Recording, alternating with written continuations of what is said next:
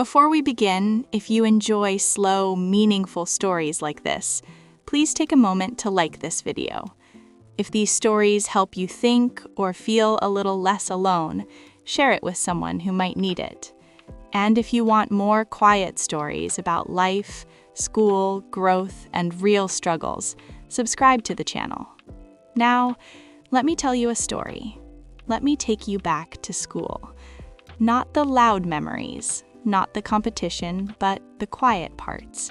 The desks, the notebooks, the ordinary days that slowly shape who we become. This story is about two students, Rahul and Emma. Rahul and Emma studied in the same school, same grade, same timetable. They heard the same morning bell, sat through the same long classes, wrote notes from the same blackboard. They wore the same uniform, carried similar bags, walked through the same corridors. From the outside, nothing separated them, but inside, their approach to school was very different. Rahul loved moments of inspiration, especially in school. Whenever a teacher spoke about success, hard work, or a bright future, Rahul felt something light up inside him. He believed strongly in motivation. On those days, he went home full of energy. He cleaned his desk, organized his books, made a perfect timetable. This is it, he thought. This year, I'll change everything. And when he felt motivated, Rahul studied seriously. He stayed up late, solved extra problems, answered questions confidently in class. Teachers noticed him. Friends admired him. For a while, Rahul felt ahead. But school has many ordinary days. Days without speeches, without praise, without excitement. After some time, lessons felt repetitive. Homework felt heavy. Subjects felt long. One evening, Rahul sat with his book open. The words blurred. "I'm tired," he told himself. "I'll study tomorrow when I feel better." Tomorrow came, motivation didn't. One missed day became two became a week, and slowly, starting again felt harder than before. Emma was different. She didn't feel sudden excitement about studying. School felt normal to her. Sometimes boring, sometimes tiring. She didn't wait to feel inspired. She followed a simple habit. Every evening, after finishing her chores, she sat at her desk. No big goals, no perfect timetable, just a fixed time. Some days she studied well, some days she struggled. Some days she understood nothing. But she didn't stop. She believed something simple. If I show up today, tomorrow will be easier. In class, Rahul stood out. He raised his hand when he felt confident. He spoke loudly when he knew the answer.